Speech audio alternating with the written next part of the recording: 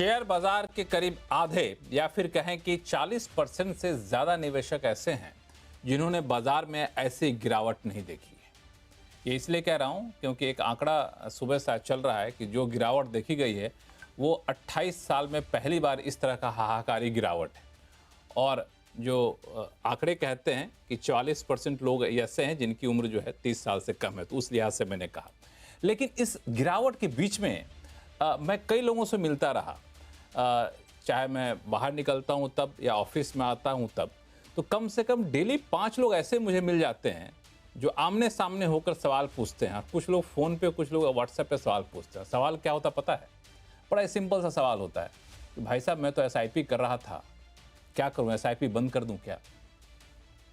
कुछ लोग ऐसे हैं जो पूछते हैं कि एसआईपी शुरू कर दूं क्या? हमने तो कोविड के टाइम में सोचा था लेकिन तब तक बाजार हाथ से निकल गया, शुरू कर दूं क्या? अब जो बंद करने वाले लोग हैं जो सोचते हैं कि एसआईपी बंद कर दूं क्या, उनकी भी संख्या कम नहीं है। जनवरी महीने में, सिर्फ जनवरी महीने में 61,33,000 एसआईपी बंद हो गए। लेकिन मामला इतना निराशाजनक नहीं था, लोग काफ़ी आशावादी भी हैं। तो कई लोग ऐसे हैं जो एसआईपी शुरू करना चाहते हैं। तो जनवरी महीने का आंकड़ा देखा मैंने तो 56,19,000 एसआईपी खुल गए, तो खोले भी हैं लोग।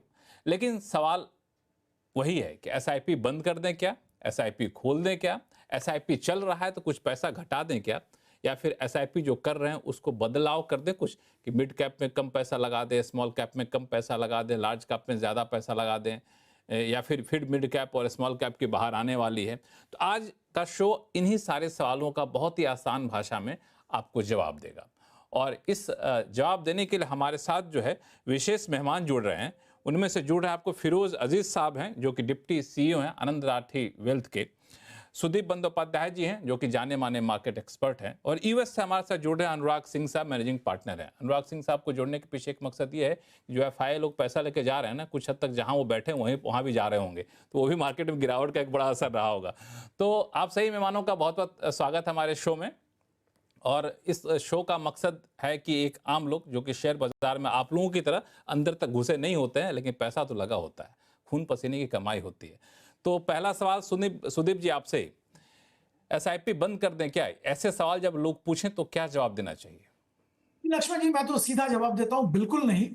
बहुत गलत होगा एसआईपी बंद कर देना, क्योंकि देखिए एसआईपी से जरिए क्या होता है, आपका मार्केट में जो आपका निवेश है वो एक एवरेज आउट हो जाता है, क्योंकि over a period of time आप निवेश कर रहे हैं। और मार्केट जब ऐसा गिरा है तो ये तो बहुत अच्छी अपॉर्चुनिटी है कि आप हो सके तो एसआईपी में निवेश और बढ़ा दीजिए, क्योंकि मार्केट ऐसा है कि मार्केट गिरा है, ये बहुत सही बात है, पर मार्केट ऊपर भी जाएगा। अब कितना दिन नीचे रहेगा, क्या कब ऊपर जाना चालू होगा, ये सब बताना वो बहुत लंबी डिस्कशन वाली बात है और कुछ हद तक स्पेकुलेटिव भी है। पर ये बात तो तय है कि इंडिया में ग्रोथ है, ग्रोथ मोमेंटम है। थोड़ा बहुत स्लो डाउन जरूर हुआ था, पर उसके आगे भी अच्छा ग्रोथ देखने की संभावना है। ग्लोबल मार्केट में बहुत अनिश्चयता है, पर ये सब हमने, क्योंकि इतना साल मार्केट में है, बहुत बार ऐसे देखे हैं हमने। और उसके बाद उसके आगे मार्केट बढ़ता है, क्योंकि इकोनॉमी में ग्रोथ है, जीडीपी ग्रो हो रहा है। जो अपॉर्चुनिटी है वो बहुत अच्छा है इंडिया के सामने। तो निवेश कभी बंद नहीं करना चाहिए, और एसआईपी में अगर आप निवेश कर रहे हैं तो उसमें तो बिल्कुल बने रहिए, हो सके तो वो निवेश और भी बढ़ाइए। बिल्कुल, ये मैं बाकी सवाल लेकर और अंदर जब शो में चलेंगे तो आपसे पूछूंगा, लेकिन आपका बहुत सीधा सा है कि एसआईपी बंद मत करिए, हो सके तो एसआईपी बढ़ा दीजिए। इन्होंने एक बात कही कि एवरेज आउट हो जाता है ऐसे समय में, तो थोड़ा वो दर्शकों को जो ये तकनीकी शब्द नहीं समझते हैं, एवरेज आउट का मतलब ये हुआ कुछ चीज़ें आपने ऊपरी कीमत पर खरीदी, अब निचली कीमत पर खरीदेंगे तो दोनों मिलकर औसत कीमत आपको बराबर हो जाती है, तो वो आपको बराबर कर देता है। हमारे साथ दूसरे जो मेहमान है फिरोज अजीज साहब, आप क्या कहेंगे? आपके पास जब लोग पूछते होंगे एसआईपी बंद कर दें क्या, तो आप क्या सलाह देते हैं? हालांकि यहाँ पर सुदेश भी तो कह रहे हैं एसआईपी बंद मत करिए, और हो सके तो पैसा लगा ही दीजिए। लक्ष्मण जी, जब मुझसे कोई ये प्रश्न पूछता है, मैं भी जैसे सुदीप जी कह रहे थे, बट मैं ये कहना चाहता हूं कि मेरी मत सुनिए, आंकड़ों की सुनिए। ऐसे समय में आंकड़े ज्यादा बोलते हैं और डंके की चोट पे बोलते हैं। अब मैं आपको एक आंकड़ा देता हूं। पहले साल जब आपने समझो किसी शख्स ने 1 साल की एसआईपी की, तो आज शायद उनकी नेगेटिव रिटर्न चल रही है। ऐसा जब पिछली बार कभी भी हुआ है कि पहले साल में अगर नेगेटिव रिटर्न थी तो अगले 5 सालों की रिटर्न 20% से ऊपर थी। तो जब आपकी पहले साल की रिटर्न खराब हो तो आपको खुश होना चाहिए, क्योंकि पूरे 5 साल में आपको 20% की आईआरआर मिली है। मिड कैप इंडेक्स की भी एसआईपी कर लो, ना कि स्मॉल, ना के लार्ज। और जब पहले साल ही बहुत अच्छी रिटर्न आ जाए तो ज्यादा खुश ना होए, क्योंकि पूरे 5 साल की रिटर्न सिर्फ 14% की आई है। सो मैं ये कह रहा हूं कि जो जितनी एसआईपी आपको इनिशियली डराती है उतनी ज्यादा कमा के देती है। So that's what.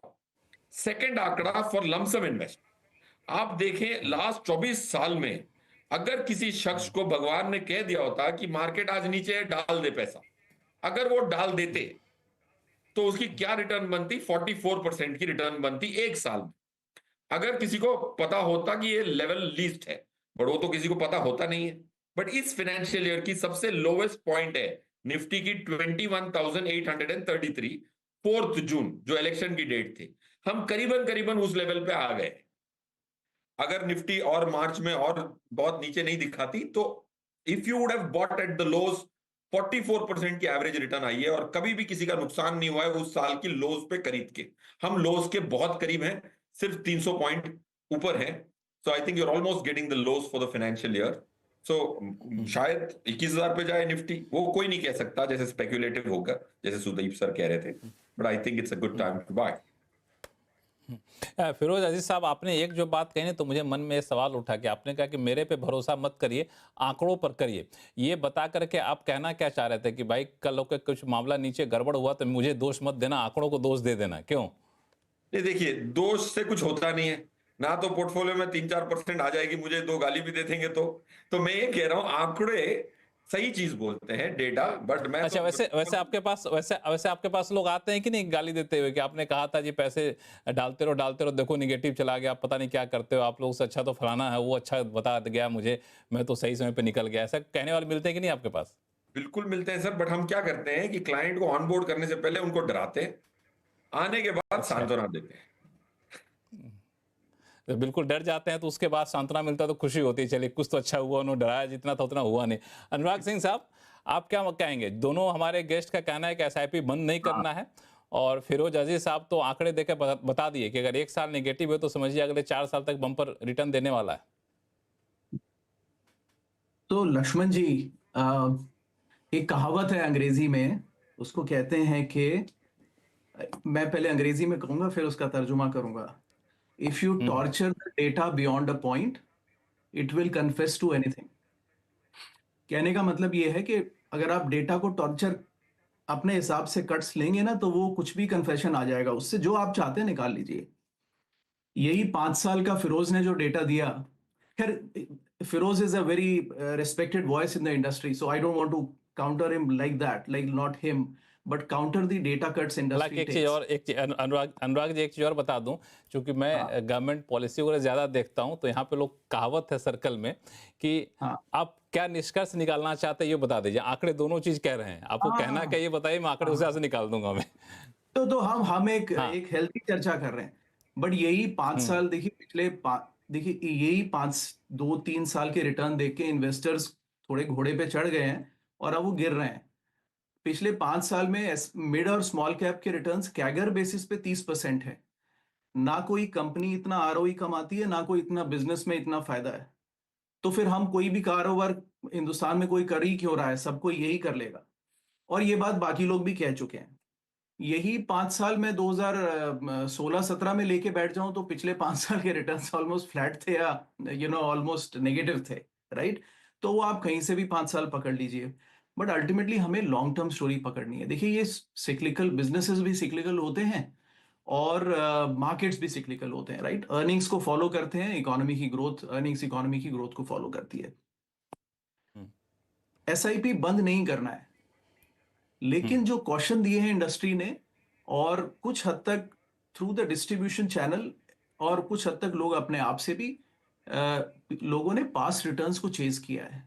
सो वो फंडामेंटली डिस्टॉर्ट हो गया है। तो एसआईपी में जो स्ट्रक्चर था वो ये था कि आपने लार्ज कैप्स में रखना है 50-60%, मिड में 20-30% रखना है, मिड और small combined, all of that, right. And then 10-15% या 20% तो आपने डेट फंड्स में या एफडी में रखना है। ये हो नहीं रहा है। हो क्या रहा है, 70 से 80% लोग सब स्मॉल और मिड में गए क्योंकि पिछले 2-3 साल के रिटर्न्स बहुत अच्छे थे।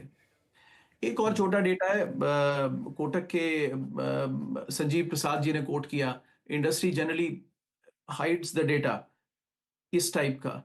सबसे ज्यादा करीब 45 बिलियन का फ्लो म्यूचुअल फंड्स में आया है 2024 में, which is equal to 2021, 22, 23 all combined. Okay, कहने का मतलब क्या हुआ कि एवरेज एक्विजिशन जो कस्टमर्स ने किया है 2024 में पीक प्राइस पे किया है, बिल्कुल जो बिल्कुल पीक हो सकता था, right? Which is the classic trap कि रिटेल पिछले 1 साल 2 साल के रिटर्न्स देखता है और तीसरे साल में तो वो रोक ही नहीं पाता है कि अब यही है, यहां लगा दो सारा पैसा। और ये पहले हमेशा रिपीट हुआ है इस तरह की कहानी। तो कुल मिला के अब उसको तो लॉस होगा। I don't know how much they can take it. Third point, SIP investor को हम कैसे देखिए, इसका कॉन्सेप्ट ही खराब था। अगर ये मैं आपको डट के कह सकता था कि एसआईपी इन्वेस्टर टिका रहेगा अगर ये एसआईपी 14, 15, 16, 17, 18 में शुरू हुए होते। देन मैं कॉन्फिडेंटली कहता आपको कि एसआईपी इन्वेस्टर सॉलिड है, हिलेगा नहीं, क्योंकि ये बेयर मार्केट में एंटर कर रहा है और इसने फ्लैट रिटर्न्स देखे तो ये कमिटेड इन्वेस्टर है।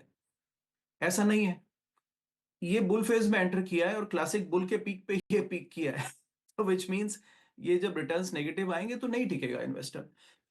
लक्ष्मण जी, ये डेटा 23 में भी कारगर था। मैंने एक एनालिसिस निकाला था एक मेजर अखबार के लिए। 44 लाख एसआईपी खुले हैं और 24 लाख बंद हुए हैं। 2023 की बात है, विच मींस इन्वेस्टर तब भी चर्न कर रहे थे। तो कुल मिलाकर के वो इन्वेस्टर ये कमिटेड इन्वेस्टर नहीं है, ये पास्ट रिटर्न्स को चेज कर रहा है, बस उसका फ्लेवर अलग है।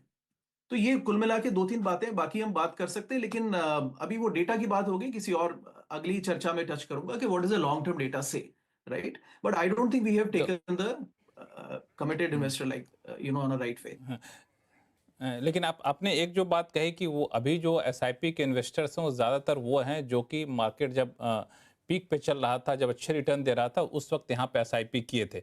अब तो उनको अच्छा खासा नुकसान में दिख रहे होंगे, क्योंकि जो आपने स्ट्रक्चर दिया, जो आइडियल स्ट्रक्चर माना जाता है कि स्मॉल कैप में थोड़ा सा कम पैसा रखना है, लार्ज कैप में ज़्यादा रखना है, मिड कैप में थोड़ा सा कम रखना है। लेकिन चूंकि रिटर्न जब भी एसआईपी को बेचने आता था एजेंट, तो देखिए जी लार्ज कैप में तो इतना मिला जी, स्मॉल कैप में देखो कितना रिटर्न आपको आ गया जी, अच्छा नहीं तो हमें रिटर्न दे दो, थोड़े बहुत रिस्क ले लेंगे। लेकिन इतना रिस्क हो जाएगा समझ में आया नहीं था। अब तो फंस गए हैं। तो अब उनके पास क्या चाह रहा है, या तो निकल जाएं तो वहां से, देखिए या तो एसआईपी। हाँ, उनके पास लक्ष्मण जी यही चाह रहा है म्यूचुअल फंड। और ये शंकर नारायण ने भी बात कही थी जब वो कह रहे थे कि mutual fund industry asset allocation का कॉल नहीं ले रही है।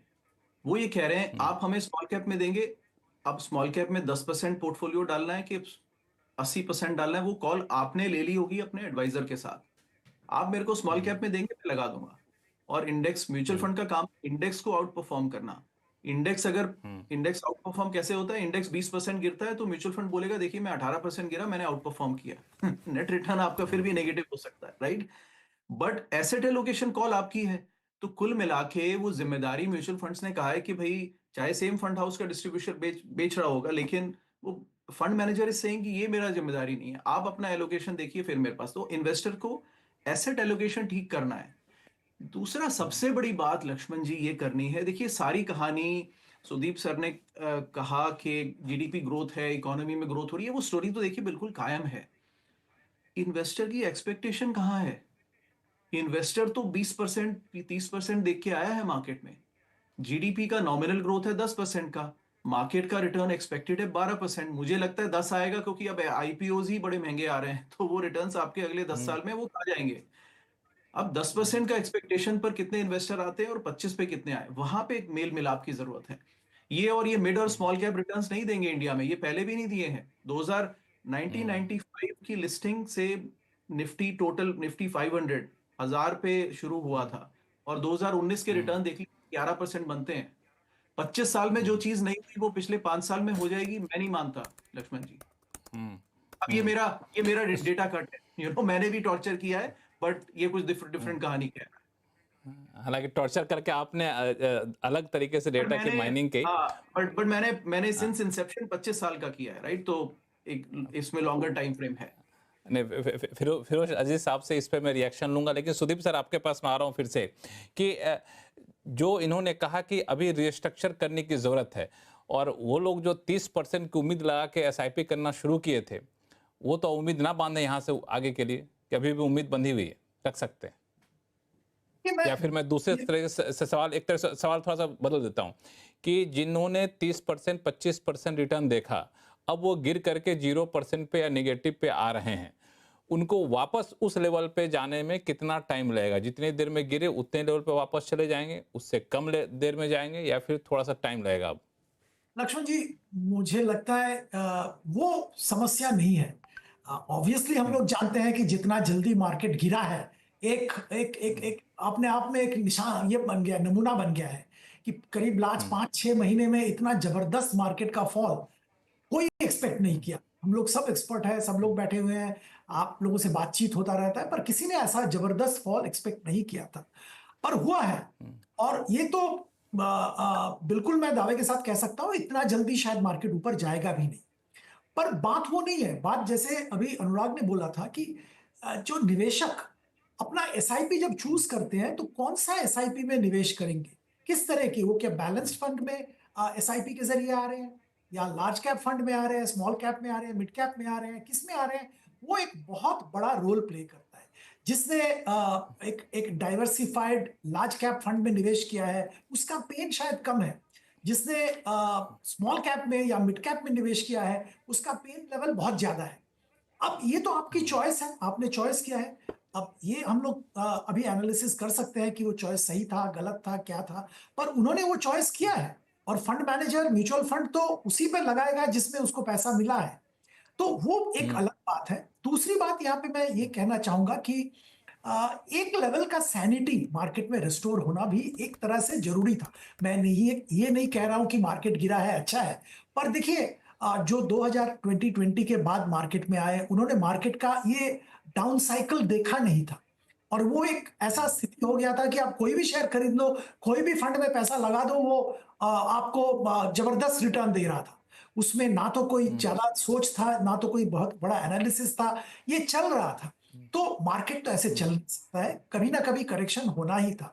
और जैसे हम जानते हैं, बात भी करते हैं, वैल्यूएशन अनरियलिस्टिक दिख रहा था बहुत सारे सेक्टर्स में, बहुत सारे स्टॉक्स में, तो करेक्शन वाज वारंटेड। अब करेक्शन का ट्रिगर क्या होगा, कितना जबरदस्त करेक्शन होगा, ये देखने वाली बात थी। तो अभी करेक्शन हुआ है, और मैं ये भी यहां मैं आपके दावा के साथ कह रहा हूं आज के दिन में 28 फरवरी में, आप नोट करिए कि मार्केट ऊपर जाएगा। कब ऊपर जाना चालू होगा, एग्जैक्टली कितना ऊपर जाएगा, कितना जल्दी जाएगा, ये बताना मुश्किल है। तो इसीलिए मेरी सलाह होगी निवेशकों के लिए, शायद एक कोर्स करेक्शन का समय है।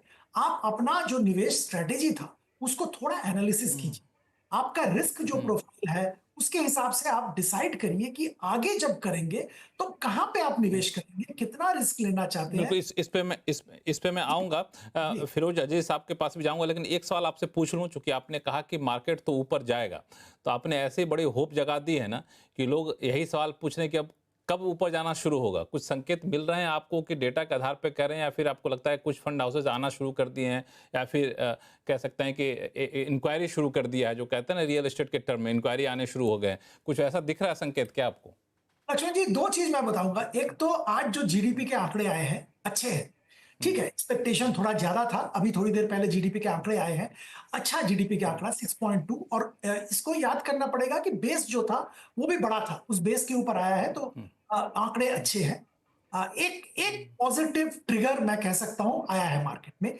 दूसरी बात यह है कि मार्केट, जैसे फिरोज अभी जिक्र कर रहा था कि मार्केट जो ईयर का लो पॉइंट उसके आसपास आ गया है, वो 4 जून का जो लोएस्ट पॉइंट था उसके आसपास आ गया है, और बहुत ज्यादा गिरावट मुझे नहीं लग रहा है आएगा मार्केट में। एक ओवरसोल्ड जोन में मार्केट आ गया है, तो रिकवरी मार्केट में जरूर आएगा। अब इसके ऊपर बहुत सारे फैक्टर्स हैं जो कि ग्लोबल है, अब उसके ऊपर डिपेंड करेगा, रिकवरी जल्दी आएगा, बहुत जबरदस्त रिकवरी आएगा, या थोड़ा बहुत रिकवरी करके मार्केट रेंज में घूमेगा, ये सब बहुत सारे अदर फैक्टर्स हैं। पर बात ये दूसरे है कि ग्लोबल इवेंट्स के अलावा हमारे जो इंटरनल फैक्टर्स थे, जो जीडीपी के आंकड़े थे, कॉर्पोरेट परफॉर्मेंस थे, वहां पे भी थोड़ी दिक्कतें थी। तो जो ग्लोबल निवेशक है वो देख रहे थे कि हाँ ये तो ओवरऑल प्रॉब्लम है, उसके साथ साथ इंडिया के में भी थोड़ा स्लो डाउन का माहौल आ गया। अब अगर इंडिया का स्लो डाउन का माहौल ठीक होता है तो बाजार जरूर रिकवर करेगा, क्योंकि India end of the day अभी भी अट्रैक्टिव मार्केट है निवेश करने का, ये तो मैं जरूर मानता हूँ। ऑफ कोर्स यूएस में जो उथल पुथल हो रहा है, यूएस फर्स्ट जो स्ट्रेटेजी ट्रम्प साहब का है, वो सबसे इवेंचुअली क्या होगा बताना बहुत मुश्किल है, पर India will continue to remain an attractive market. बिल्कुल। फिरोज अजीज साहब, एक सवाल का जवाब देते हुए जो अभी सुदीप जी ने कहा कि मार्केट तो जाएगा, लेकिन जिस तरीके से मार्केट गिरा है उसी तरीके से उठ जाएगा, ये कहना थोड़ा सा मुश्किल है। मैं इनकी भाषा में नहीं, मैं एक निवेशक की भाषा में आपसे पूछूं कि हमारा एसआईपी जितना कम हो गया है वो वापस कब तक जाएगा उस लेवल पे? देखिए, एसआईपी जो कम हुआ है वो इतना कम नहीं हुआ है, हम तो ज्यादा ही परेशान हो रहे हैं। मैंने 2 इंडिया के जो अच्छा। बंदे हैं जो 15% एसआईपी इंडिया के संभालते हैं, एक है संजय शाह प्रूडेंट वाले, दूसरे हैं एनजे के जिग्नेश भाई। इनके पास है 3,000 करोड़ 26,400 में से। जो रिटेल निवेशक ना, थोड़े लोग परेशान होते हैं वही सवाल पूछते हैं। जो 99% जो परेशान नहीं होते वो सवाल नहीं पूछते। इसमें सर्वाइवल बायस है। आपसे जो फोन करके पूछते हैं ना वो अच्छा, परेशान, जो सवाल पूछे वो परेशान है, मान लीजिए। वही फोन करके पूछते हैं। हाँ। जिनके पास कोई उनको हाथ पकड़ने वाला नहीं होता ना बुरे वक्त में, तो आ जाते हैं फोन करके, व्हाट्सएप करके। अब मैं चलिए हम लोग हाथ पकड़ लेते हैं ना, हम लोग हाथ पकड़ लेते हैं उनका। करेक्ट। तो आप देखें, एक रिटेल निवेशक, देखिए अब मैं संभालता हूं एक्शन, किसी के 150 करोड़ रुपए, उसके दिन के 2 करोड़ रुपए ऊपर नीचे होता है, उसको संभालना थोड़ा ज्यादा कठिन है। रिटेल वाले के पास जो बेचारा 2-2 हजार की एसआईपी करता है और 2 लाख इकट्ठे करता है ना, उसके अगर 3% गिरती है तो उसके 6,000 जाते हैं। वो इतना परेशान इतना नहीं होता। अगर आप मार्केट में जाएंगे, मैंने बहुत सारे रिटेल इवेंट्स किए हैं और पूछा है लोगों से, कि जो चुप रहते हैं ना उनसे ज्यादा पूछता हूं, बोलते हैं मुझे पूछने की जरूरत ही नहीं है, मैंने एसआईपी देखा हुआ है। कमिंग बैक, अनुराग साहब ने जो कहा, मैंने जो डेटा दिया ना वो रोलिंग रिटर्न का डेटा है from the privatisation of Indian mutual fund industry. 1993 से मैं डेटा दे रहा हूं। उसमें total observations on a monthly rolling है 270, और उसकी एवरेज रिटर्न दी है मैंने। It is not even since inception data, it is rolling data. That's the most scientific way an IIM academician would see. Point one. Point two, देखिए India के जो small cap में बहुत पैसे चले गए हैं कहते हैं, बट 3 लाख करोड़ है मार्क टू मार्केट के बाद। 3 lakh crore out of 30 lakh crore of individuals, 10% ही हुआ है इंडिया की म्यूचुअल फंड इंडस्ट्री से। इंडिया की लास्ट ईयर की हाउस होल्ड सेविंग थी 35 लाख करोड़, उसमें से गया है 27,000 crore, which is less than 1%। 43% went into deposits of 35 lakh crores. India की household savings total is 900 lakh crores. उसमें से 3 लाख करोड़ कितना होता है? सेकेंड डेसिमल होता है। सो पॉइंट ये कह रहा हूं कि ऐसे भी लोग हैं जो अपनी एसेट एलोकेशन को इतना गड़बड़ा चुके हैं कि 80% स्मॉल कैप में डाले हैं, जैसे अनुराग साहब ने कहा। बट अगर इंडिया की एलोकेशन देखें तो कोई भी ऐसी गड़बड़ नहीं है। आप टीवी के शोज पे, मैं अनुज साहब के साथ एक मार्केट गुरुकुल कर रहा था स्मॉल कैप में, अनुराग साहब ने भी कहा कि 20% होना चाहिए। 20% कहां है इंडिया का? 900 लाख करोड़ का 50% इक्विटी मानू तो 50% इक्विटी होता है 450 लाख करोड़, उसके 20% होते हैं 90 लाख करोड़। ये अनुराग साहब का अलोकेशन है, उसमें से है कितने? 2.5 लाख करोड़। अब मार्क टू मार्केट गिरने के बाद 2 लाख करोड़ है स्मॉल कैप फंड में। ओके, इंडियन हाउस होल्ड्स का, कॉर्पोरेट्स को छोड़ के। तो मेरा ये मानना है कि भाई इंडिया के स्मॉल कैप स्टॉक्स, अब अनुराग साहब से मैं एक प्रश्न पूछा चाहूंगा कि अनुराग साहब सबसे बड़ा स्मॉल कैप स्टॉक कितना मार्केट कैप का है बताइए? स्मॉल कैप जो शब्द है, सबसे बड़ा स्मॉल कैप स्टॉक कितने का मार्केट कैप का होगा? अच्छा, मैं तो कोई चर्चा पे नहीं था फिरोज, ऐसा मैं आवाज का सिर्फ यही शो करता हूँ और कोई मैं आवाज के शो पे नहीं, बट कोई और इसी शो की बात कर रहा हूँ। 50,000 करोड़ का स्मॉल कैप स्टॉक है। बट अभी वो numbers, they compete pretty much with US numbers. अभी इंडिया का स्मॉल कैप इज, मतलब यहाँ के स्मॉल, एक निवेशक सुनता है ना, जब एक रिटेल निवेशक सुनता है स्मॉल कैप, अंग्रेजी की जो शब्दावली है स्मॉल कैप, वो सोच रहा होगा यार 500,000 करोड़ की कंपनी होगी। 50,000 करोड़ की कंपनी को आज इंडिया में स्मॉल कैप करार दिया गया है, क्योंकि 500 कंपनियां, टॉप 500 कंपनीज ही म्यूचुअल फंड में mid cap, large cap, small cap सबको खत्म कर देती है, और बाकी जो 2,000 कंपनियां बची उस सबको माइक्रो कैप करार दिया है म्यूचुअल फंड इंडस्ट्री ने। तो all I am saying is English hides more than shows. So मेरा ये मानना है कि coming back to Lakshman sir question, bounce back कब आएगा? स्मॉल कैप की जो आपकी 1 ईयर की नेगेटिव रिटर्न है, 5-6% की नेगेटिव रिटर्न है परसों तक, वो रिकवरी होनी चाहिए मेरे हिसाब से। आज के अगर आप देखें लॉन्ग शॉट्स और 4-5 बैरोमीटर हम देखते हैं, I think 1 year later you would be surprised if the market is back to another at least 15% from here. एक मिनट फिरोज साहब, मैं एक सवाल पूछूं आपसे। आपने जो स्मॉल कैप के डेफिनेशन को आपने बताया, तो मुझे ऐसा लग रहा है कि आपको लगता है कि जिसको हम लोग स्मॉल कैप कहते हैं वो स्मॉल कैप है नहीं, पोटेंशियल बहुत ज़्यादा है और ठीक ठाक बड़ी कंपनी होती है वो, तो उसमें अगर आपको थोड़ा सा रिटर्न कम मिल रहा है तो ऐसा नहीं कि वो विलेन है, वो छोड़ के भाग जाएगी किसी बड़ी कंपनी के पास। क्यों ऐसा कहना चाहते हैं आप? नहीं सर, देखो स्मॉल कैप में ना 250 स्टॉक है, उसका एक शब्द में एक स्टॉक है लक्ष्मण सर, उसकी पी है 4.87, पी कितनी है 4.87, मतलब इतनी सस्ती। दूसरी एक कंपनी है 967 पी, बट सबको दर्शाने के लिए एक ही नाम है। अगर समझो 500 लोग हम शो में हैं और सबका नाम अनुराग हो, चारों लोग, कितनी कंफ्यूज हो जाएगी। वैसे ही 250 लोगों का नाम हमने स्मॉल कैप करार दिया। So it's a very diverse universe. हमारे मॉडल पोर्टफोलियो में 2 स्मॉल कैप फंड्स हैं, दोनों को मैंने आपकी चैनल पे एटलीस्ट 10 बार रेकमेंड किया होगा। इन्वेस्को स्मॉल कैप आज भी निफ्टी से 7% अल्फा निफ्टी को बीट किया है इस साल, as of yesterday, day before yesterday, from 1 April. HDFC small cap Nifty से 1% कम है। इतनी कार्नेज के बाद तो स्मॉल कैप को one size fits all can't do that. I think that will be unfair to the investors.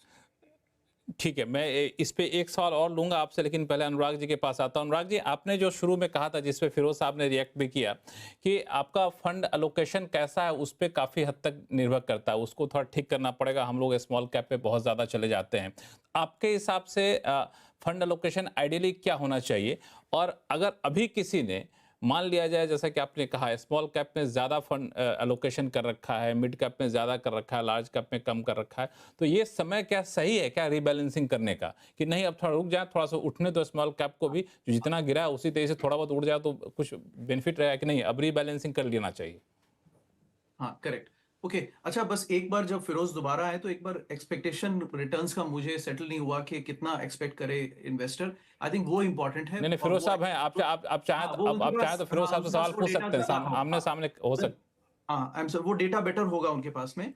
मेरा अंदाजा है कि 10 से 11-12 के बीच में एक्सपेक्ट करना चाहिए एसआईपी इन्वेस्टर को, चाहे वो कहीं भी इन्वेस्ट करे। तो आई थिंक फिरोज ने थम्स अप दिया। Okay, that's a good number. So we kind of agree there. देखिए, एसेट एलोकेशन, एक मिनट हेलो, एक मिनट। तो आप लोग सब लोग इस बात पे सहमत हैं कि 10 से 12% आपको एसआईपी पे रिटर्न मिलेगा एनुअली, उससे ज्यादा नहीं मिलेगा? 25-30% वाली हालत बात बीते दिनों की बात हो गई। फिरोज साहब, अनुराग जी, हाँ या ना? नहीं, बिल्कुल I think 10, हाँ, 10 से 12। 12 से सुदीप जी? 13, अगर अच्छे फंड चूज किए जाए 13 से 14 जी, अच्छे थोड़ा फंड बहुत चूज सुदीप किए जी? जाए तो। सिलेक्शन ऑफ फंड अगर ठीक हो, थोड़ा ज्यादा भी मिल सकता है। मैं तो निवेशक को, लक्ष्मण जी, हमेशा पर्टिकुलरली नॉन एग्रेसिव निवेशक को बैलेंस्ड फंड के जरिए निवेश करने का सलाह देता हूं, जिसमें इक्विटी डेट एक कॉम्बिनेशन रहता है। आजकल वो माफ भी आ गया, मल्टी एसेट एलोकेशन फंड, वहां पे भी ध्यान दिया जा सकता है, जिसमें गोल्ड वगैरह भी होता है। तो इस पे मैं आऊंगा, इसमें आऊंगा आपके पास, बहुत जरूरी लेकिन है। मोटा मोटी ये है कि ये 10-12 बहुत गए तो 13-14 तक जाते जाते आप रुक जाएंगे, ये बस। आपका है। बाकी कंपाउंडिंग होगा तो कंपाउंडिंग अलग है, वो अलग लक्ष्मण जी, चीजें ये देखनी है। रियलिस्टिक एक्सपेक्टेशन यही रहना चाहिए। हाँ, अब ज्यादा मिल जाए तो अच्छी बात है, उम्मीदें कम रखेंगे तो दुख कम होगा आपको, है ना? कहते हैं ना कि दोस्तों से ज्यादा उम्मीदें मत रखो, वरना निराशा हाथ लगती है। तो उम्मीदें मत रखिए बहुत ज्यादा, तो खुश रहिएगा। अनुराग जी, अब अपनी बात कंप्लीट करिए आप। हाँ, और हम लोग बात कर रहे थे कि रीस्ट्रक्चरिंग करने के। हाँ, तो एक वो तो एसेट एलोकेशन करना है। और देखिए, रिटर्न में कोई ना कोई म्यूचुअल फंड एक कुछ साल आपको कुछ एवरेज में दिखता है, लेकिन ये अगर आप स्टार रेटिंग्स और परफॉर्मेंस देखें तो ये 20 साल पीरियड में काफी उथल पुथल इसमें होता है। तो अल्टीमेटली ऐसा नहीं हो सकता कि सबके सब इन्वेस्टर्स वो अच्छे वाले फंड में ही बैठे हैं जो 14% दे रहा है। ऑन एन एग्रीगेट मार्केट में तो देखिए वही निकलेगा जो इकोनॉमी और प्लस 2% निकल रहा है, राइट? दैट्स व्हाई आई से 12%, कि एग्रीगेट इन्वेस्टर को वही मिलेगा। आप कुछ उसमें 4 स्मार्ट बनेंगे तो वो फिर उल्टा भी पड़ सकता है। बट बहरहाल, ठीक है। तो वो एलोकेशन है लक्ष्मण जी, सिंपल। देखिए, आपका एज और रिस्क प्रोफाइल पे डिपेंड करता है, लेकिन 50% large cap, 30% mid slash small slash thematic whatever, and 20% debt, ये होना चाहिए मेरे हिसाब से। और 20% डेट तो फिर से बताइए, इस समय फिर से बताइए। 50% large cap, 50 is large cap and हाँ, 30 is mid slash small slash tech. आपका टोटल मतलब it is that and 20% is debt. मेरे हिसाब से ये 20% डेट पे जा। बाकी आपका हल्का फुल, बट इंडिया स्टोरी मेरे हिसाब से, बट मैं उसको थोड़ा डिस्टेंस से भी देखता हूँ, is a large cap story, it's not so much a mid cap story. But उसमें मतभेद हो सकता है, उसमें इतना डिबेट की बात नहीं है, but history at least shows that India is a large cap story. और अब बाय द वे अब आपको मिड और स्मॉल इतने मिलते भी नहीं, क्योंकि अब कंपनीज डायरेक्टली पकी पकाई आती हैं, सीधा आईपीओ करती हैं after the private equity invest. तो अब वो भी फ्लेवर देखिए मार्केट का। लक्ष्मण जी, कुछ पास्ट हिस्ट्री उतनी रेलिवेंट भी नहीं है, क्योंकि एक जमाने में हमने अब निफ्टी के आपकी भारती एयरटेल देख लीजिए, रिलायंस, इन्फोसिस, टीसीएस देख लीजिए, ये बैंक्स 100-150 बिलियन पे लिस्ट हुए हैं, सॉरी 1-1.5 बिलियन पे लिस्ट हुए हैं, और इनकी वैल्यूएशन 150 बिलियन है, राइट। इन्होंने 200, 300, 400x का रिटर्न दिया है। आज ऐसी कंपनियां नहीं मिलेंगी आपको, और पिछले 10 साल से भी नहीं मिल पा रही हैं, तो वो भी एक रिटर्न्स को इम्पैक्ट करेगा लॉन्ग टर्म में। That's why I also say that flavour of the market is by. बहरहाल आपका ये आंसर है, एसेट एलोकेशन इतना रहना चाहिए, और ये सही टाइम है सुदीप सर ने जो कहा कि आपकी स्ट्रैटेजी को रीसेट कीजिए और लॉन्ग टर्म में बने रहिए, लेकिन रीसेट दोनों चीजों को, एक आपकी स्ट्रैटेजी एंड सेकंड आपकी उम्मीदें, एक्सपेक्टेशन, जो I think we all have agreed that what is the expectation of the investor. वो इन्वेस्टर जब आएगा तो वो टिका रहेगा, फिर वो डावाडोल नहीं होगा वो कि मेरे कम पे ज्यादा हो गए, बिकॉज ही नोज वो इनफैक्ट वो वो हाँ, गिरेगा मार्केट को और वो खरीदेगा। हाँ बिल्कुल, वो टिका रहेगा। और मुझे लगता है कि इस लिहाज से, अगर ठीक है मार्केट में कोहराम मचा है, लोग दुखी हैं, जिनके पोर्टफोलियो साफ हो जाते हैं दुखी तो होंगे होंगे, लेकिन ये एक तरीके से इंडियन मार्केट में जो यंग इन्वेस्टर्स आए थे उनको मैच्योर करने के लिए एक बड़ा लैंडमार्क साबित होगा ये जो गिरावट, मुझे लगता है। सुदीप जी, 50-30-20 का रेशियो यहाँ पे अनुराग जी ने दिया, तो मैं जो सवाल उनसे पूछा था उसका एक सवाल हिस्सा और आपके पास लेके आऊँगा कि जिन लोगों ने अभी ज़्यादा कर रखा होगा स्मॉल कैप में, मिड कैप में, तो बेच दें मिड कैप स्मॉल कैप और चले जाएं लार्ज कैप की तरफ और अपने रीबैलेंसिंग करके इसी 50-30-20 पे आ जाएं। मैं ये जरूर कहूंगा कि रीबैलेंसिंग का टाइम अभी नहीं है। मार्केट इतना नीचे गिरा है, अभी नहीं है। अभी नहीं हाँ, है, बिल्कुल नहीं। थोड़ा थोड़ा इंतजार करिए, मार्केट में थोड़ा रिकवरी आने दीजिए, फिर समय देख के अपने एडवाइजर को कंसल्ट करके आप रीबैलेंसिंग जरूर करिए। अच्छा। पर यहाँ पे लक्ष्मण जी एक सबसे बड़ी बात है कि आपका प्रोफाइल क्या है, आप एग्रेसिव इन्वेस्टर है, आपका एज ग्रुप क्या है, वो सब नजर में रखना पड़ेगा। अगर आप एक 25-30 साल के मतलब इन्वेस्टर हैं, तो शायद आपके लिए अग्रेसिव पोर्टफोलियो बनाना सही है। पर अगर आप एक मिडिल एज्ड है या थोड़ा ज्यादा उम्र के आदमी है, तो शायद आपको सोच समझ के पोर्टफोलियो बनाना चाहिए। तो पोर्टफोलियो इज अ वेरी, जो risk profile of A portfolio is very individual driven. उनका उनका जो इकोनॉमिक कंडीशन है, उनका जो एज है, वो सब नजर में रखते हुए बनाना पड़ता है। तीसरा बात मैं यहाँ पे कहूंगा कि हर निवेशक, अनुराग जी ने बिल्कुल सही कहा है कि 50-30-20 ऐसे ही एलोकेशन ब्रॉडली होना चाहिए। पर आज के दिन में हर निवेशक के पास इतने एक्सपर्टीज नहीं होता है, एडवाइजर्स भी इतने मिलते नहीं हैं। तो maybe you can go through balanced fund और मल्टी एसेट एलोकेशन फंड। ये एक अच्छा जरिया है कि you are not taking the call, you are letting the fund manager take the call कि कैसे एलोकेशन होता रहेगा। इस पे जरूर ध्यान देना चाहिए। और मैं आपको ये कह रहा हूं कि मैंने करीब पिछले 10 साल से बैलेंस्ड फंड में निवेश करने का सलाह नॉन एग्रेसिव इन्वेस्टर को दिया है, बहुत सारे ट्रस्ट को दिए हुए हैं, और अच्छा नतीजा निकला है उनका। तो ये आप थोड़ा सा अगर इसको और स्पेसिफाई कर सकें या ऑथेंटिकेट कर सकें, जो आप मल्टी एलोकेशन फंड की बात आप कर रहे हैं, तो ये फंड होता क्या है और इस गिरावट में इस फंड ने किस तरह का रिटर्न दिया, अगर कंपेयर करें हम एग्रेसिव इन्वेस्टर से? तो ये मल्टी एसेट एलोकेशन फंड तो एक नया टर्म आ गया है, जिसमें ये पहले ये इतना ज्यादा नहीं था। बैलेंस्ड फंड बहुत पहले से चल रहा है। मेरे को एग्जैक्ट तो साल नहीं याद होगा, फिरोज या अनुराग बता पाएंगे। 10-15 साल से चल रहा है बैलेंस्ड फंड। और बैलेंस्ड फंड ले पिछला 10 साल अगर आप लेंगे, लगभग 15 से 18% के बीच में रिटर्न दिया है।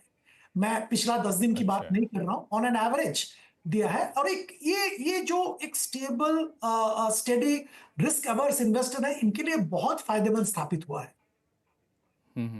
तो बैलेंस्ड फंड आपके हिसाब से लगता है कि एक मतलब बहुत रिस्क वगैरह नहीं लेना चाहते हैं, इस तरह की गिरावट में अगर अपने बीपी नहीं बढ़ाना चाहते हैं, तो ये एक आपके पास एक रास्ता है।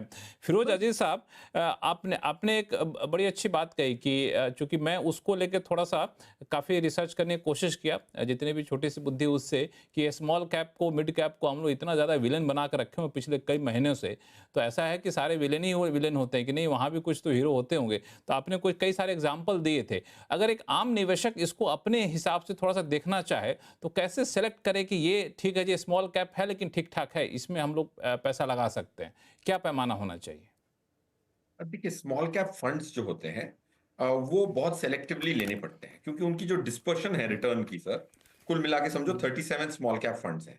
वो बेस्ट और वर्स्ट में 30-40% का अंतर होता है हर साल। लास्ट 25 साल की बात कर रहा हूं, वो स्मॉल कैप फंडों में इतना अंतर है। अब अगर आप इस कैलेंडर ईयर के स्टॉक्स देखें ना, स्मॉल कैप जो 250 स्टॉक्स हैं, NSE 500 का भी हिस्सा है वो, उसमें बेस्ट स्टॉक ने 30% की रिटर्न पॉजिटिव दी है इस कैलेंडर ईयर में, लास्ट 50 दिनों में। और सबसे वर्स्ट स्टॉक ने 55% की नेगेटिव रिटर्न दी है। ये सब स्मॉल कैप है। सो वैसे ही अगर स्टॉक लेवल पे 2 महीने में डिस्पर्शन इतना है, 80% 85% का डिफरेंस है, तो फंड लेवल पे भी 30% है। तो आपका जो प्रश्न है लक्ष्मण सर, आपकी जो नसीब है या फिर आपकी जो पोर्टफोलियो की दशा है या और दिशा है, दोनों आपके फंड चॉइस पे निर्भर कर सकती है। तो इन्वेस्ट को स्मॉल कैप जैसे हमने चूज किया था, इसीलिए चूज किया था कि वो छोटा फंड, बड़े फंडों में तब्दीली करना बड़ी कठिन होता है। But Chirag Setalvad on the other hand एक HDFC स्मॉल कैप चलाते हैं। वो काफी बड़ा फंड है, one of the largest small cap fund. But Chirag Setalvad ने दर्शाया कि मैं बहुत एजाइल हूं, बहुत तब्दीलियां कर सकता हूं। सो क्या आधार पे चूज करें? वन, अगर उस कंपनी का CIO मैनेज कर रहा है, जैसे दोनों में ताहिर बादशाह और चिराग सेतलवाड दोनों ही CIO हैं, वो मैनेज कर रहे हैं, चीफ इन्वेस्टमेंट ऑफिसर का small cap fund is the safest fund. One. Second, अगर आप एक छोटी AMC में है, इन्वेस्ट को इतनी बड़ी AMC नहीं है, तो फंड काफी छोटा होना चाहिए, 3,000-4,000 करोड़ का होना चाहिए, 3,000-4,000 करोड़ का, ताकि एक स्टॉक 40 करोड़ का हो, 30 करोड़ का हो, बेचना हो तो एक इंसान बेच पाए। And Chirag Setalvad is largest equity AMC is HDFC। तो ये इस आधार पे, सो दो criteria, if a CIO is managing a small cap fund, थोड़ी सांत्वना मिलती है। बड़ी एसेट मैनेजमेंट कंपनी का हो तो सांत्वना मिलती है। तीसरा, अगर फंड मैनेजर चेंज नहीं हुआ हो, जैसे 20-20 साल से चिराग सेतलवाड वही फंड मैनेज करे जा रहे हैं, तो फंड मैनेजर स्टेबिलिटी। और HDFC वैल्यू फिलॉसफी पे है, मतलब वो सस्ती कंपनियां खरीदती है, महंगे दौर में भी सस्ती कंपनियों की ढूंढने का प्रयास करती है। सो ऐसा, तो आप अगर स्मॉल कैप खरीद रहे हैं, आप 250 की SIP भी चालू हो गई, तो काफी सारे करें। 1,000 रुपए की SIP के बदले 250 की 4 करना, जब सब AMC स्टार्ट करते हैं। तो diversification, CIO, large AMC, different style could be some criteria. चलिए, तो ये सारे क्राइटेरिया होना चाहिए। लेकिन बड़ा दिलचस्प चर्चा आप लोगों से चल रही है, लेकिन वक्त है छोटे से ब्रेक का। ब्रेक के बाद जल्द लौटते हैं तो फिर आप लोगों से ये पूछेंगे कि अब कई लोग, जो लोग कोविड वाली गाड़ी छोड़ दिए थे, वो लोग पैसे लेके बैठे हुए हैं। पैसा आप शुरू कर दें गाड़ी पकड़ना कि रुक जाए थोड़ा सा और, क्योंकि ये तो कोई बता नहीं पा रहा है कि मार्केट कहाँ जाके रुकेगा। तो इस पर हम लोग चर्चा करेंगे छोटे से ब्रेक के बाद। जल्द लौटते हैं, कहीं जाइएगा नहीं।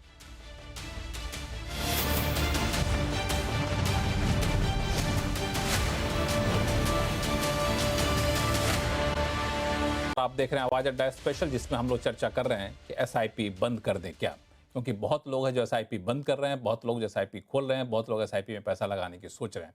तो हमारे साथ मार्केट के 3 बड़े दिग्गज हैं जिन्होंने अपनी अपनी राय रखी और मोटे तौर पर आए ये निकल कर आए, SIP बंद करना ऐसे समय बुद्धिमानी नहीं होगी। SIP रिस्ट्रक्चर भी करना चाहते हैं या स्मॉल कैप मिड कैप में पैसा एसेट एलोकेशन बदलना चाहते हैं, तो उसके लिए भी थोड़ा सा रुक जाइए, क्योंकि जितना पेन सहना था आप सह चुके, अब थोड़े बहुत पेन और शायद होंगे, तो इसके बाद आप रिस्ट्रक्चर करिएगा। लेकिन एक सवाल और जो पूछना इन सारे मेहमानों से बच गया था, वो ये है कि कई लोग, जो लोग कोविड के टाइम में पैसा नहीं लगा पाए थे, या तो अस्पतालों में थे या फिर कोविड से परेशान थे, और जब तक होश आया तब तक तो बाजार कहाँ से कहाँ चला गया था, तो क्या उनके लिए एक बड़ा मौका है क्या? तो ये सवाल लेके मैं आप सभी लोगों के पास आऊँगा। सुदीप जी, इनके लिए एक बड़ा मौका है या फिर थोड़े से और रुक जाएं अभी? आप लोग क्या सलाह देते हैं या फिर आप क्या करते हैं? लक्ष्मण जी, बिल्कुल बड़ा मौका है। देखिए, 2 चीज मैं बताऊंगा, रुकने की तो सवाल ही नहीं है, क्योंकि जो SIP का बेसिक प्रिंसिपल है कि आप हर लेवल पे लेते रहोगे ताकि आपका कॉस्ट एवरेज हो जाए। अभी नहीं, बिल्कुल मैं फ्रेशर की बात कर रहा हूँ। मैं फ्रेशर की बात कर रहा हूँ, जिनके पास, जिन्होंने एसआईपी में नहीं लगाया है पैसा, लक्ष्मण जी, वो पैसा लगा सकते कि नहीं? लक्ष्मण जी वही बात मैं कर रहा हूं। तो अगर आप क्यों रुकेंगे, मार्केट इतना जबरदस्त गिरा है, आप अभी निवेश करिए, एसआईपी चालू करिए। हाँ, अगले महीने अगर मार्केट और भी गिर गया होगा तो वहां पे भी आप निवेश हाँ, करिए। जैसे मैं पहले भी हाँ, जिक्र कर रहा था, मार्केट टर्न अराउंड करेगा। इट्स ए हाँ, सर्टेनिटी। अब अभी 15 दिन में करेगा, 2 महीने में करेगा, यहाँ पे डिबेट होगा, पर टर्न अराउंड तो होगा ही। हुँ, तो आप निवेश करना हुँ, जरूर चालू कीजिए। एसआईपी का हुँ, मतलब यह है कि आप डिफरेंट लेवल पे मार्केट में एंट्री कर रहे हैं, और वही होगा हुँ, अगर आप अभी एंट्री करेंगे। इंतजार करने की कोई जरूरत नहीं है, इतना जबरदस्त गिरावट आया है मार्केट में। मार्केट का साल का सबसे लो के आसपास आ गया है। जरूर निवेश करना चालू कीजिए, इंतजार ज़रूर बिल्कुल। निवेश करिए, इंतज़ार मत करिए। फिरोज़ अज़ीज़ साहब, सुदीप जी ने साफ तौर से कहा कि इंतज़ार मत करिए, निवेश करिए। मैं इस सवाल को आगे बढ़ के पूछूं, बिल्कुल एक एसआईपी करने वाले के नज़रों से, कि मान लिया कोई 40,000, 50,000 या 1 लाख रुपए हर महीने का एसआईपी करना चाहता है, तो पूरे 1 लाख रुपए का एसआईपी अभी से शुरू कर दे या फिर धीरे-धीरे एसआईपी की रकम बढ़ाए? लक्ष्मण सर, एसआईपी की जो भी आपकी एक्स्ट्रा सेविंग्स है उसको आप एक साथ कर सकते हैं, क्योंकि एसआईपी में अगर आपने साल में 50,000 रुपए महीने के डालने तो 6 लाख डालने हैं, वो तो किस्तों में ही जाएंगे। राइट, सो आई हुँ, पूरे 50,000 की एसआईपी आप चालू कर सकते हैं, क्योंकि पहला 50,000 जाएगा, फिर अगले महीने दूसरा 50 जाएगा। आपके 12 लाख 2 साल में लगने वाले हैं किस्तों में। हुँ, तो हुँ, वो किस्त को भी हुँ, और तोड़ के किस्तों की किस्त ना करें। मेरा हुँ, ये हुँ। किस्तों की किस्त यहाँ पे ना करें। अनुराग जी, आपकी क्या राय है? तो लक्ष्मण जी उसको एसआईपी इन्वेस्टर को तो ये एक्सपेक्टेशन सेट करके चीजों को सिंपल रखना है। अगर वो इस ट्रैप में पड़ गए ना कि मार्केट टाइम कर लें, फिर तो काम खराब हो हुँ, गया। वो तो उन्होंने किया पिछले 4 साल से मार्केट टाइम, अब वो उसका नतीजा वो अब अगले 4 साल उनको एब्जॉर्ब करना पड़ेगा। हुँ, हुँ, उदाहरण के तौर पे फिरोज ने वो नंबर दिए कि इंडिया का मिड कैप 40,000 करोड़, 5,000 करोड़, या जो भी नंबर था, 6,000 करोड़ स्मॉल कैप है। देखिए ये मार्केट कैप है। आज जोमेटो जैसी कंपनी को 35 बिलियन का मार्केट कैप इंडिया दे देता है, उसका सेल्स तो 1.5 बिलियन का है हार्डली। तो ये बहुत सारे डिस्टॉर्शंस हैं मार्केट में। सितंबर पीक पर इंडिया का मीडियन निफ्टी 500 में, मतलब 250वां स्टॉक का प्राइस अर्निंग हुँ, मल्टीपल था 50। हुँ, इंटरनेशनल मार्केट में आ जाइए, उसको 15 का मल्टीपल नहीं मिलता है, या 10 का मिलता है। हुँ, यूएस मार्केट आज देख हुँ, लीजिए आप, या 10 साल, 10 मिनट हुँ, वो पहले देख लीजिए, 10-12 के मल्टीपल पे बैठे हैं सब के सब। किसी मार्केट हुँ, में ऐसा नहीं होता। एक कैप्टिव कैपिटल था, इन्वेस्टर्स आते गए, खरीदते गए, सप्लाई थी नहीं, रेट बढ़ गया। मार्केट कैप मोह माया हुँ, है, वो करेक्ट हो जाएगा, हुँ, और वो हो रहा है। तो हुँ, एसआईपी इन्वेस्टर हुँ, को इस झंझट में नहीं पड़ना है कि देखिए अब um, it is good to say, right, it is good to say कि देखिए गिरता है तो खरीदिए। 97, हुँ, 98, 99 जहां से एसआईपी रिटर्न्स बहुत सारे लोग ट्रैक करते हैं, तीनों साल नेगेटिव हुँ, रिटर्न्स थे। सॉरी, 94, 95, 95, 96, 97, हाँ 3 साल उसके बाद तो थोड़ा बुल रन आया। एफडी हुँ, रिटर्न देता था 12% का। मार्केट फ्लैट है या हुँ, नेगेटिव है, क्यों खरीदेगा? किसी ने नहीं हुँ, खरीदा। आज वहां से एसआईपी के रिटर्न्स कैलकुलेट करते हैं, बोलते हैं देखिए आप तो अब 10 करोड़पति हो गए होते। सब मिथ्या है। इतना आसान नहीं होता करना। तो एसआईपी इन्वेस्टर को आंख बंद करके ये एक्सपेक्टेशन रखे कि मुझे 12% मिलेगा, ऑप्टिमिज्म में, if India does well and um, continues to well, which I am sure it will, और हुँ, बस ये एलोकेशन रख के करता जाए, फिर वो इधर उधर ना देखे। अगर वो ये देखने लग गया हुँ, कि मेरे पड़ोसी ने तो स्मॉल कैप में 20% बना लिया, फिर वो गया। हुँ, और हुँ, यही हुआ है इन्वेस्टर्स के साथ में, और तभी इसीलिए इतना आसान नहीं है। देखिए despite hmm, knowing, you should know कि पिछली जनरेशन में कितने लोग कमा पाए मार्केट से पैसा, हुँ, हैंड हुँ, कि टिके रहना आसान नहीं होता। और जबकि इंडिया ने वो दौर देखा है 2009, 10, 11 से लेकर के 19 तक, earnings growth was 5% CAGR per year. 5% की हुँ, अर्निंग ग्रोथ, हुँ, मार्केट नियरली आपको रिटर्न बहुत बहुत कम दिए है। मार्केट ने भी ऐसे ही रिटर्न दिए 5 से 6%। हुँ, हुँ, कौन टिक करेगा उस टाइम पे? कोई भी नहीं। इतना आसान नहीं है। इंडिया में टाइम वैल्यू ऑफ मनी बहुत हाई है। एफडी अगर 8% देता है तो आपको 2-3 साल में आपका पेशेंस टेस्ट करता है वो। तो आंख बंद करें और हुँ, ये 12% रखे, ये 50, 30 और 20 रखे चलने दें। अगर आप इसमें पड़े हुँ, टाइमिंग में, फिर ये आपका जॉब नहीं है। जो इस समय सभी फंड हुँ, मैनेजर बन गए थे पिछले 3-4 साल में, वो दैट्स नॉट द ट्रेंड। हुँ, ये मेरा लिमिटेड हुँ, मैसेज रहेगा। और वो भी हुँ, शुक्रगुजार करिए कि आप हिंदुस्तान में हैं, जहाँ हुँ, पे इतनी ग्रोथ मिल रही है। If you were in South Korea, United Kingdom, France, Germany, it has not worked out. If you were in Brazil, Argentina, it has not worked out. It is only exceptional places पे ये approach workout कर रही है. आप United kingdom के investor से पूछिए, उसके लिए नहीं काम किया ये चीज. एंड आई एम श्योर कि इसीलिए हम कभी भी मार्केट में गारंटी किसी को भी नहीं दे सकते हैं. Everybody likes to justify by giving US examples, but that is only just one country in the world. बाकी एग्जांपल्स उतने कारगर नहीं है. इंडिया में चल रहा है बिकॉज इन्फ्लेशन भी है, तो it works out, which I am sure it. Sudeep ji, इसमें एक सवाल और है, चूंकि इन्होंने कहा कि पड़ोसी को मत देखिए कहाँ पे इन्वेस्ट करा, आप अपना दिमाग लगाइए और यहाँ पे पैसा लगाना है तो लगाना शुरू कर दीजिए. लेकिन समस्या ये आ रही है ना कि हर महीने जो डेटा आते हैं ना एसआईपी बंद होने के, इतनी ज़्यादा एसआईपी बंद होने की संख्या रहती है, 100% तक ये संख्या पहुँच जाती है, तो लोगों को बड़ी टेंशन होने लगती है. तो उनको ना देखें क्या, या फिर उसके पीछे क्या वजह आप मानते हैं? ये कभी सही नहीं होगा कि आप पड़ोसी को देखिए और उसके हिसाब से निवेश करिए. आप अपना डिसीजन खुद लीजिए, या तो अपने कोई एडवाइजर के साथ कंसल्ट करके डिसीजन लेके निवेश करते रहिए. और जैसे फिरोज भी जिक्र कर रहा था कि आपका मंथली सेविंग्स जो है उसके साथ इसका एक लिंक होना चाहिए, और जितना आप सेव कर रहे हैं उसमें से एक हिस्सा आप एसआईपी के जरिए निवेश करिए over a period of time. क्योंकि आपका निवेश होता है, आपको अच्छा नतीजा मिलने की संभावना है. अनुराग का बात बिल्कुल सही है कि दुनिया भर में ऐसा नहीं है कि हर देश में SIP will work for you, पर इंडिया एक ऐसा कंट्री है जहां पे ग्रोथ है और ग्रोथ आने वाले दिनों में भी रहेगा. देखिए, हम लोग वर्ल्ड के 3rd लार्जेस्ट इकोनॉमी बन रहे हैं और आगे भी प्रोग्रेस होगा, ये उम्मीद है. तो इस स्थिति में अगर हम लोग एसआईपी के जरिए इंडियन ग्रोथ का फायदा नहीं उठाएंगे तो वो हमारे लिए लॉस होगा. मैं ये मानता हूं हाँ, कि हमारे लॉस है, बिल्कुल सही कहा. मार्केट के लिए ऊपर नीचे जरूर होगा.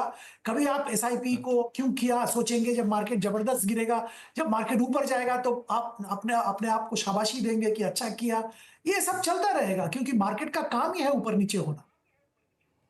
ठीक है फिरोज साहब, अगर थोड़ा सा बैलेंस करना हो तो सेक्टोरल के हिसाब से, आपके हिसाब से कहाँ पे ज़्यादा बेट करना चाहिए? इंफ्रास्ट्रक्चर है, डिफेंस है, पावर है, बहुत सारे सेक्टर हैं, तो इसके हिसाब से अगर हमें एसआईपी फंड चुनना हो तो? बिल्कुल नहीं, एसआईपी थीमेटिक्स में नहीं करनी चाहिए, क्योंकि थीमेटिक या सेक्टोरल फंड में एग्जिट भी बड़ी इंपॉर्टेंट होती है. डिवर्सिफाइड में आप बने रह सकते हैं 10 साल, 15 साल, 20 साल, और वही एसआईपी का मेन तात्पर्य है कि आप बने रहें, थीमेटिक में नहीं होना चाहिए, ताकि गोल हो 10-15 साल. तो सेक्टर ना हाथ लगाएं. बट एक चीज जो मुझे एक क्लैरिफाई करनी है कि इंडियन रिटेल इतना बेवकूफ नहीं है जितना हम उसको समझ रहे हैं. अब मैं आपको आंकड़ा देता हूं. अक्टूबर 2021 में निफ्टी थी 18,800.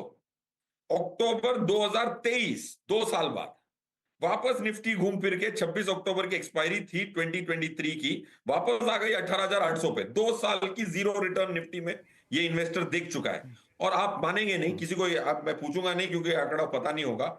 11,000 करोड़ की एसआईपी थी 2021 अक्टूबर में, 19,000 करोड़ की एसआईपी थी वापस 2 साल बाद जब निफ्टी सेम लेवल पे आ गई. ये अगर आप मंथली ये आंकड़ा नहीं ट्रैक करेंगे तो ये ऐसा कभी इंडिया की हिस्ट्री में नहीं हुआ है कि मार्केट 2 साल तक साइडवेज जाए. निफ्टी साइडवेज गई थी, बट एसआईपी के आंकड़े 11,000 करोड़ से 19,000 करोड़ पे आए थे. रोकना छोड़िए, 80% का इजाफा in a flat 2 years of Nifty, October to October 21 to 23 check करा लें. सो बिल्कुल ये आपने बिल्कुल smarter than we think he is. बिल्कुल. अनुराग जी, आपके हिसाब से थीमेटिक पे नहीं जाना चाहिए?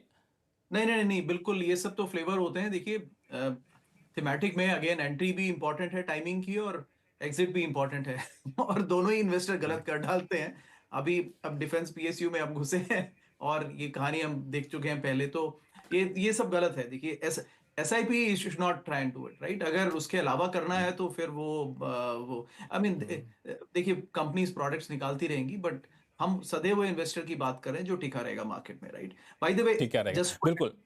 जस्ट टू ऐड, हाँ. एक छोटा context. When I said other countries, उन कंट्रीज का डेमोग्राफिक उस तेजी से ग्रो नहीं कर रहा है, तो उनके रिटर्न्स भी फ्लैट रहे. पार्टली वो इसलिए भी है क्योंकि वो कैपिटल को फॉरेन अलाउ करते हैं इन्वेस्ट करना. तो यूनाइटेड किंगडम का पैसा तकरीबन यूएस में लगा रहता है. यूके में तो अपने मार्केट में तो वो बहुत कम इन्वेस्टमेंट करते हैं. तो वो भी एक रिटर्न है। इंडिया का पैसा इंडिया के बाहर जा नहीं पाता है, तो it has to stay in India, so that is also a reason. But demographic अगले 20 साल इंडिया का जो इतना स्ट्रांग है कि वो working age population, median age from 28-29 to 40 जब तक आता है, तब तक इंडिया के पास 20 साल हैं। तो तब तक हर कंट्री कम ग्रो कर सकता है, ज्यादा ग्रो कर सकता है, लेकिन ग्रोथ पे क्वेश्चन कभी भी नहीं है।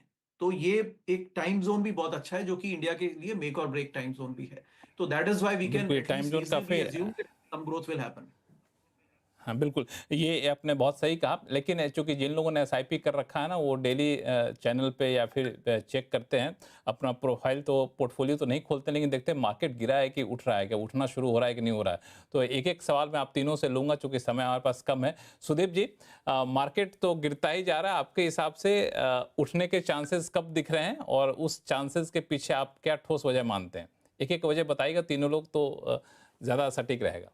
देखिए, पहली बात तो यह है कि इंडिया का जीडीपी ग्रोथ मोमेंटम वापस आना चाहिए, साथ-साथ कॉर्पोरेट परफॉर्मेंस भी इंप्रूव होना चाहिए। ये 2 चीज़ बहुत इंपॉर्टेंट है। तीसरा, इसके साथ ग्लोबल सिनेरियो में थोड़ा स्टेबिलिटी आना चाहिए। अब ट्रम्प साहब हर रोज नए-नए ऐलान कर रहे हैं और उसमें बहुत वोलेटिलिटी ग्लोबल मार्केट्स में देखने को मिल रहा है। तो ये तीनों चीज़ का जो मिश्रण है, वो इंडियन मार्केट्स को हिला रहा है। तो मैं मानता हूँ कि इंडिया का इंटरनल्स अगर थोड़ा ठीक हो जाए, तो निवेश आना शुरू होगा।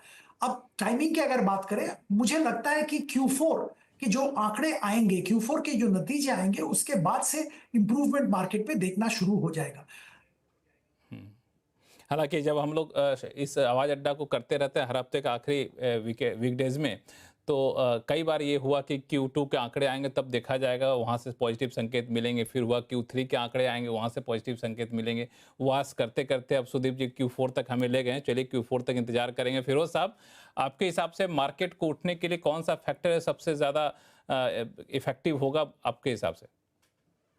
मेरे हिसाब से फैक्टर आई थिंक फैक्टर्स तो काफी सारे हैं, शॉर्ट टर्म है, मीडियम टर्म है। कब तक उठेगा मैं आपको मेरी वाइल्ड गेस बता हाँ, देता हूँ। ये बिल्कुल। अरे कैलेंडर ईयर, सब लोग यही सुनना चाहते हैं, कब तक उठेगा? ये हाँ, कैलेंडर ईयर अच्छा निकलेगा by the end of it. ये उसके कई सारे कारण अच्छा हैं। एक अगर आप हाँ, देखें Q3 की अर्निंग्स मिड कैप की, पता है कितनी है सर? 27% है।